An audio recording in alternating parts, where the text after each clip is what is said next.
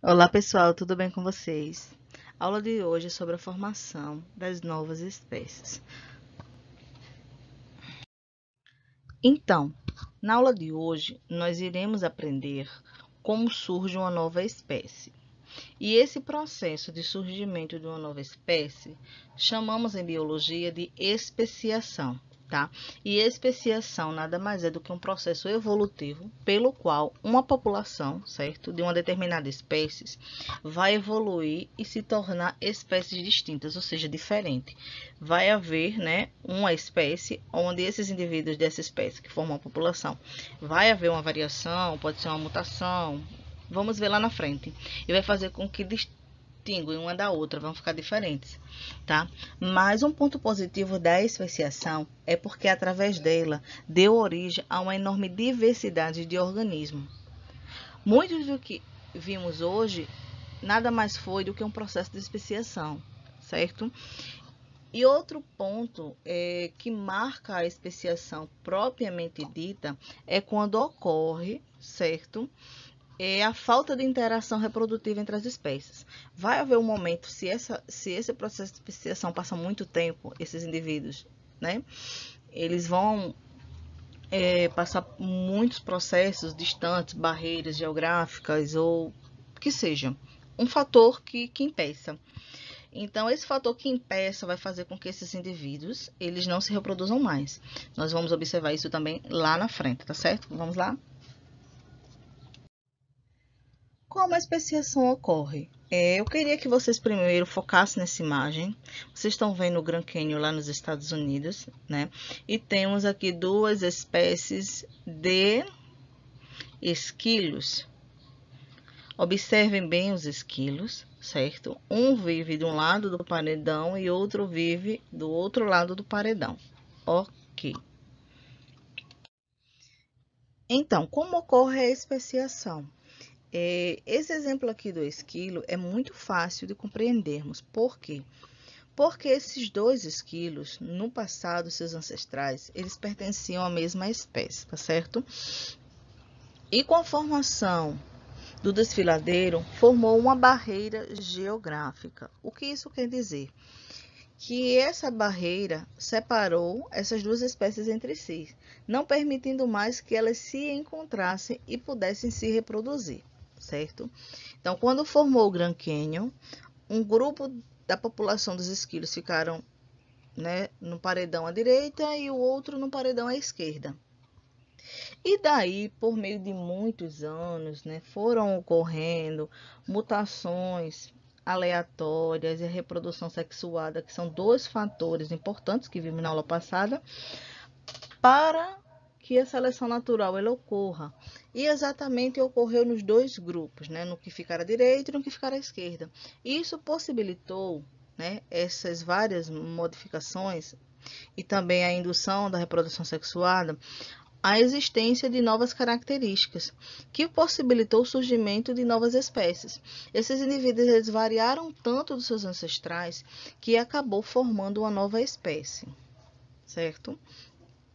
E aí, o meio que fez com que esses indivíduos se separassem foi o fator determinante, nesse caso aqui, para que eles não se encontrassem mais, não se cruzassem, e que também cada um que ficou de um lado e outro que ficou do outro acabou tendo outro tipo de espaço para conviver, tendo outros tipos de competidores, também tendo outras formas de alimentação. Então, tudo isso influencia, né, na vida desses indivíduos, tá certo?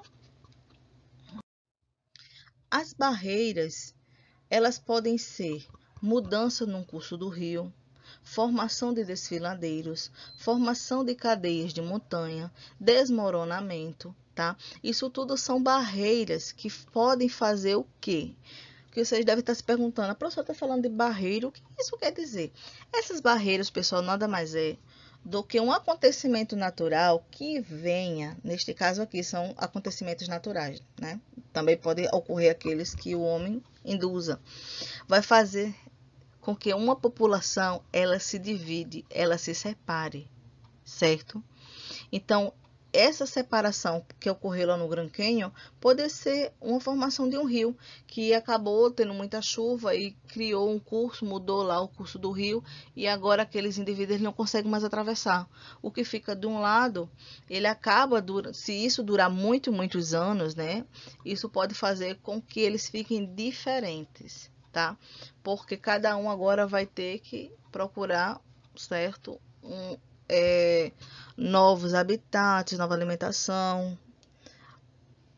Isso vai modificar de algum modo a vida desses indivíduos. Mas lembrando, o que faz um indivíduo totalmente se modificar são as mutações e a reprodução sexuada, ou seja, a seleção natural, ela agindo sobre esses indivíduos. As barreiras, ela é só um caminho, tá? Inicial, que houve uma separação daquelas populações, ok? É importante lembrar que mesmo que surja algum tipo de barreira que impeça alguns indivíduos de se encontrarem, essa regra ela não vai servir para todos. Porque vamos pensar, um exemplo, lá na formação do Grand Canyon, ela possibilitou sim a separação de algumas espécies, geralmente aquelas terrestres, né? Isso foi no caso dos esquilos. Porém, ela iria modificar alguma coisa na vida das aves? Creio que não. Por quê? Porque as aves elas conseguiriam livremente voar de um paredão para o outro, assim fazendo com que a espécie do paredão direito se encontrasse com o do paredão esquerdo e assim vice-versa, e que entre eles não tivessem alguma modificação, não é isso? Em questão à reprodução. Eles não teriam isolamento reprodutivo, como ocorreu lá nos esquilos. Eles ficavam tão diferentes que eles não se encontrariam, no sentido assim, de que um não via no outro um parceiro, porque geralmente poderia já ter ocorrido alguma modificação em relação à reprodução, o sistema reprodutor poder ser incompatível, entre outras características que vamos ver mais lá na frente.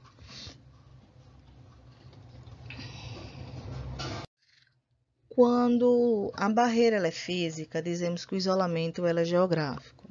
Então, neste caso, os animais eles não vão ter a capacidade alguma ou vão apresentar muitas dificuldades em fazer uma travessia, então eles acabam desistindo, certo? Então, se não houver essa livre locomoção entre eles, nós falamos que o isolamento ele é geográfico. Além de que lá nos esquilos, além de ter o isolamento geográfico, também teve a barreira geográfica, né, que foi a formação do desfiladeiro durante muitos anos. Então, vamos observar mais um exemplo sobre especiação. O isolamento geográfico ele permite que cada população ela evolua separadamente. E ao longo do tempo, essas populações elas vão acumular diferenças ao ponto de formar uma subespécie na população, tá? Vamos entender. Então, aqui temos uma população de ratos brancos, não é isso? É a mesma espécie no primeiro quadro. No segundo quadro, observamos que houve uma barreira aí, né, geográfica, que causou um isolamento geográfico, não foi isso? Ficou 3 ratinhos de um lado e 2 ratinhos do outro. E ao passar do tempo, ao longo do tempo, as duas populações elas vão sofrendo o quê? Mudanças genéticas, né? Pode ser mutações e até mesmo a reprodução sexuada ela vai interferir nessas questões, chegando a formar uma subespécie, que ainda, neste caso, elas são capazes ainda de se reproduzirem, certo? Novamente. Só que, se passar muitos anos, certo? Com esse isolamento geográfico, pode ocorrer que ocorra outras modificações, outras mutações, né? Que esses indivíduos vão acabar ficando o que? Diferentes, tá certo? E se chegar a esse ponto de que esses indivíduos eles voltem ou seja, esse isolamento geográfico ele acabe, e esses indivíduos eles voltem a se ver, né, a se encontrar, vai ocasionar que eles não vão mais conseguir, certo, se reproduzir. Quando ocorre o isolamento reprodutivo, essas espécies, de fato, elas não são mais capazes de se reproduzir entre si, certo? Ou quando conseguem se reproduzir, eles vão gerar descendentes estéreis, tá certo?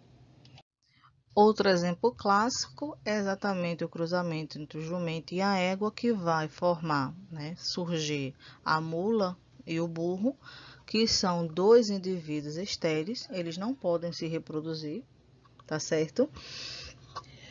Isso por conta de questões de evolutivas, que houve em algum momento uma separação dessas populações e houve uma especiação e formou, né, indivíduos que hoje em dia não podem gerar outros descendentes férteis. Nesse caso aqui, eles podem até se reproduzir, mas seus indivíduos são estéreis, ok?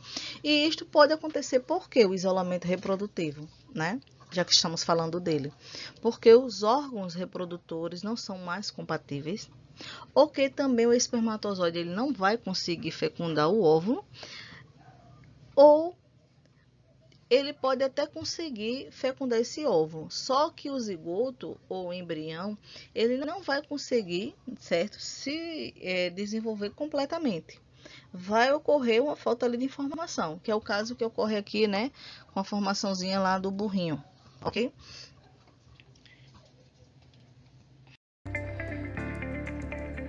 Então, pessoal, eu gostaria que vocês prestassem atenção nessa animação, que ela explica um pouquinho como a especiação ela pode ocorrer, tanto por barreiras geográficas, assim também como o próprio meio pode selecionar esses indivíduos.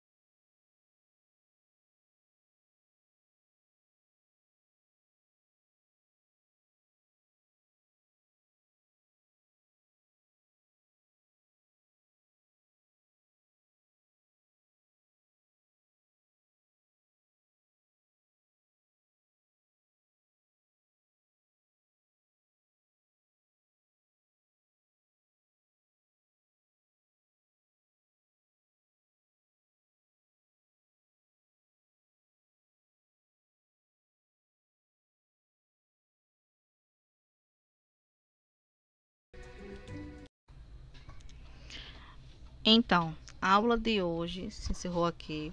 Aprendemos hoje sobre especiação, que nada mais é do que uma forma, né, um processo evolutivo pelo qual uma população acaba se dividindo e daí gerando outro tipo de espécie distinta da população anterior.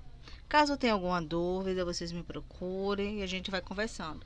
Um beijo para vocês e até mais.